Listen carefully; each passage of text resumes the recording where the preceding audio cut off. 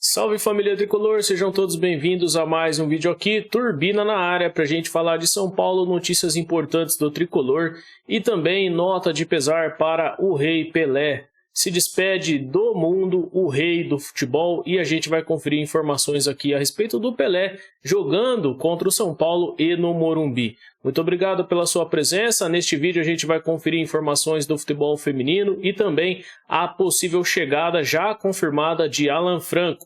O São Paulo deve anunciar o jogador nos próximos dias. Muito obrigado pela sua presença aqui no Turbina Tricolor. Se você não é um inscrito do nosso canal, se inscreve. Eu fico imensamente grato com a sua contribuição, com a sua inscrição e deixa também o like. Ajuda muito o seu joinha aqui no canal. Então se inscreve, deixa o seu like para fortalecer ainda mais o nosso trabalho. Muito obrigado pela sua presença e vamos de informações aqui no Turbina. Primeiro a gente vai falar do reforço Alan Franco, confirmado o reforço para o São Paulo Futebol Clube, é o que diz André Hernan no canal do UOL, tá? Ele que é um colunista do UOL, acabou aí fazendo a informação, trazendo a informação a respeito do contrato fechado de empréstimo por Alan Franco. O jogador chega ao São Paulo por uma temporada e o São Paulo terá os direitos de compra se quiser ficar com o jogador em definitivo. Então a reportagem do UOL, conforme André Hernan, São Paulo encaminha a contratação de Alan Franco por empréstimo de uma temporada. Falta só o São Paulo anunciar o jogador de forma oficial.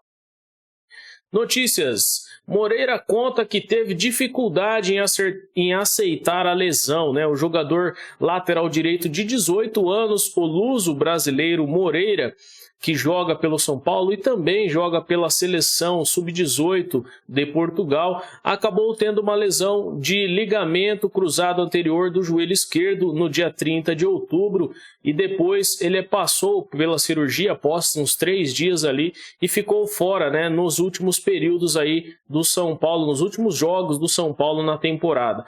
Deve voltar somente após abril, somente após o final do Campeonato Paulista. O jogador que tem a recuperação agora está fazendo o tratamento, tem a recuperação ali no Refis do São Paulo e ele acabou fazendo uma entrevista para a SPFC Play e falou a respeito da lesão, falou que teve muita dificuldade em aceitar essa lesão, que não era o que o jogador esperava neste momento, o momento que ele vem subindo em ascensão na carreira, e acabou falando também que já entrou com o Rogério Ceni no campo quando era criança e disse para o Rogério Ceni, abre aspas, né, para o Moreira: e você que jogue, hein? Tipo, fecha aspas, né? Falando ali, chamando a atenção do Rogério Ceni. Quando entrou com o Rogério Ceni de mãos dadas, é muito comum as crianças entrar ali com os jogadores e o Moreira já teve essa oportunidade. Também falou a respeito da temporada 22, lamentou as derrotas do São Paulo e os vice-campeonatos que o São Paulo acabou perdendo na final, deixando a oportunidade de ser campeão, e disse que em 2023 o São Paulo vai novamente chegar em finais e dessa vez vai ser diferente, o São Paulo pode ser campeão e o Moreira quer estar junto do time, né? Quer estar participando dessas finais. Se o São Paulo conseguir chegar, foi o que o Moreira disse, eu acho que é importante, o jogador jovem pode ser muito bem utilizado pelo Rogério Ceni, fez bons jogos com a camisa do São Paulo e tomara que se recupere e volte para o tricolor para estar disponível o mais rápido possível. Conforme informações do Globo Esporte, o Wellington, né? O São Paulo blinda o Wellington de sondagens e aposta em lateral para 2023. O São Paulo, que acabou perdendo o Reinaldo pelo fim de contrato, não foi atrás de um outro lateral esquerdo e agora tem o Wellington como o dono ali da camisa 6 na posição. E assim o São Paulo deve blindar o Wellington de possíveis investidas do mercado europeu, do mercado exterior, no que diz respeito a possíveis sondagens do jogador. O São Paulo já teve sondagens pelo Wellington e pelo Pablo Maia e agora, mais uma vez, São Paulo deve segurar pelo menos o Wellington até o fim da temporada. É claro que se aparecer alguma proposta irrecusável, o São Paulo vai acabar cedendo, né? Eu acredito que não é o caso no momento, eu acho que nesta janela de janeiro não vai acontecer nada e possivelmente no meio do ano talvez o Wellington receba alguma sondagem ou até alguma proposta. É um jogador muito diferenciado, ainda muito jovem e pode sim ser vendido no futuro. Nota de pesar para o Rei Pelé. São Paulo lamenta a morte de Pelé e reverência eterna ao rei do futebol, Edson Arantes do Nascimento. Eu quero trazer aqui alguns dados a respeito do Pelé para você, né? O Pelé que foi um jogador o maior de todos os tempos, né? De todas as épocas aí, o melhor jogador. Eu não vi o Pelé jogar, mas todos aqueles que viram o Pelé jogar diz que tudo que os jogadores fazem hoje o Pelé já fez, né? Eu acredito sim que deve ser o maior de toda a história e a gente tem que fazer aqui uma reverência ao rei do futebol, né? O São Paulo Futebol Clube, com imensa tristeza, lamenta o falecimento de Edson Arantes do Nascimento, o Pelé, aos 82 anos de idade, em decorrência de múltiplas falências dos órgãos, nesta última quinta-feira, no dia 29 de dezembro de 2022, em São Paulo, capital. Pelé foi tricampeão mundial pela seleção brasileira em 58, 62 e 70, sendo eleito o melhor jogador da Copa do Mundo de 1970 e o melhor jogador da história do esporte por inúmeras organizações e entidades. No Brasil, fez carreira defendendo o Santos entre 56 e 74. Pelo time santista, Pelé foi um dos maiores oponentes do São Paulo em toda a história, com 31 gols marcados em 48 jogos, se tornando o ícone de um período em que o tricolor batalhava para concluir o estádio do Morumbi.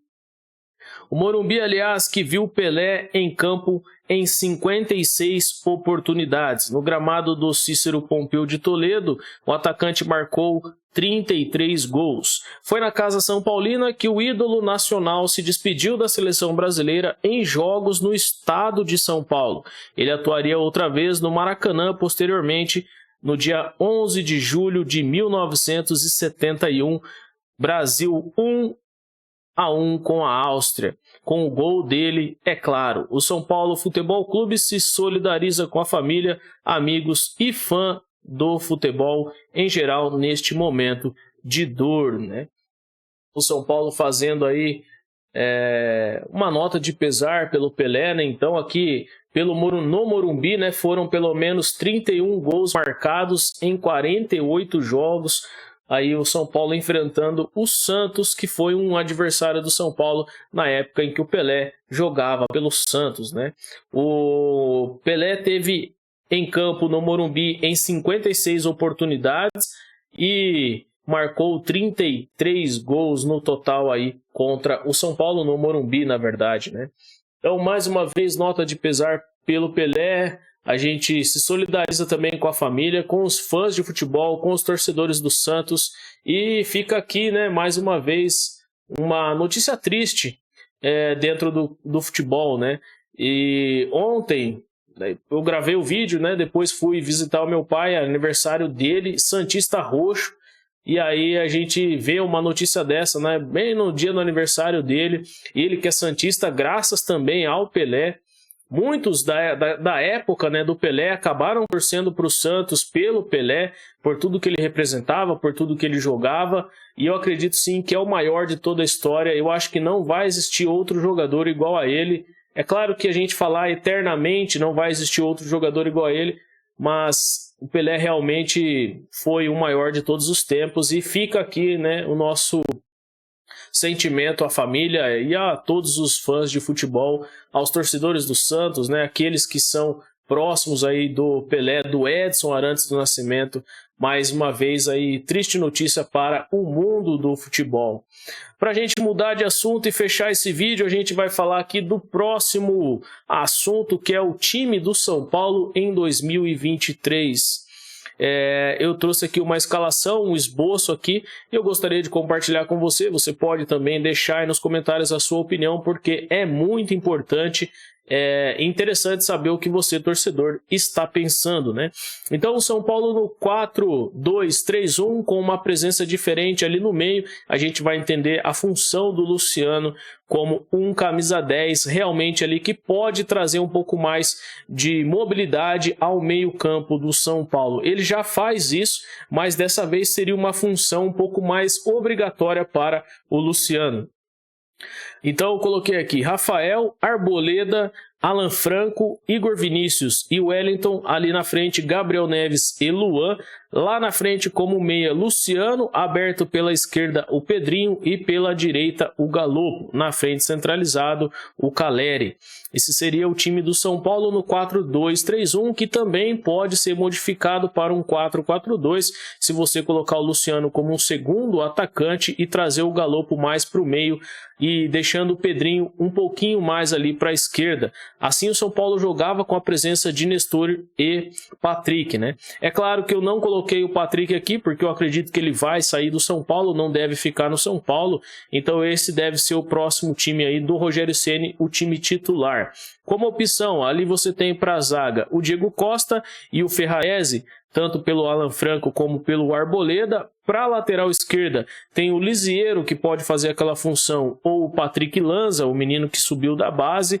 E pela direita tem o Rafinha e o Moreira, que ainda está lesionado. E também tem a presença do Orejuela, mas que deve ser emprestado pelo São Paulo, né? Mais uma vez aqui um problema para o tricolor, porque a gente tem aqui pelo menos 5 jogadores estrangeiros que podem ser escalados, que podem ir para a súmula ali, como em jogos oficiais, em jogos nacionais, né? Sem contar, por exemplo, a Sul-Americana, né? Mas Campeonato Brasileiro, Paulista e Copa do Brasil, você pode escrever apenas 5 para o jogo. Então, o São Paulo tem esse problema de 7 estrangeiros no elenco no momento. Se chegar, confirmar mesmo, o Alan Franco e o Mendes, o São Paulo vai ficar com 8 estrangeiros no elenco. E aí tem o problema, o Arboleda vai ser naturalizado agora brasileiro, então vai ter a dupla nacionalidade, não vai ter o problema, mas ainda tem o Orejuela. Então o São Paulo deve abrir mão do Orejuela para conseguir abrir mais uma vaga para um estrangeiro no elenco, né? E ali na frente, Gabriel Neves pela esquerda como um segundo volante e Luan ou Pablo Maia centralizado ali no meio, fazendo o primeiro volante na frente da zaga. Lá na frente, Nestor e Luciano podem fazer aquela opção ali para o meio. Pela esquerda, Pedrinho ou Rato, ou até mesmo o Marcos Paulo, e pela direita, Galopo e Marcos Paulo também devem jogar por ali. Ainda tem a possível volta do Caio, que está lesionado, mas está se recuperando e deve estar à disposição. E ali na frente tem apenas o Caleri como um camisa 9, ou o Juan, que é o menino da base, que já jogou com o São Paulo, fica como opção para camisa 9. O Luciano também pode fazer aquela função, dependendo do time do São Paulo, mas o Caleri deve ser o titular absoluto aí da posição de centroavante. Então o São Paulo no 4-2-3-1, um sistema diferente que pode ser mudado para o 4-4-2 ou para o 4-3-3, mudando algumas peças. E aí você tiraria pelo menos um volante ali, ou o Gabriel Neves ou o Luan, e deixaria mais um homem de meio armando o jogo, abrindo os 2 pontas, né? Então poderia colocar ali o Pedrinho bem aberto pela direita e o Nestor como um segundo volante no lugar do Gabriel Neves, deixando apenas o Luan como o primeiro volante, o Luciano mais centralizado perto do Caleri e o Galopo ou o Marcos Paulo bem aberto lá pela direita. Até a função do meio também pode ser feita pelo Galopo, que eu acho também interessante. De repente aí pode ser uma boa oportunidade para esse time do Rogério Ceni ter várias modificações e podendo aí ser mais múltiplo nas formações, né? Um 4-4-2, um 4-3-3, um 4-2-3-1, um 4-1-4-1, dependendo do que o Rogério pensar. O São Paulo agora tem várias opções para mudanças ali na frente, né? Eu acredito que deve ser um bom time para o Rogério Ceni. Eu não sei se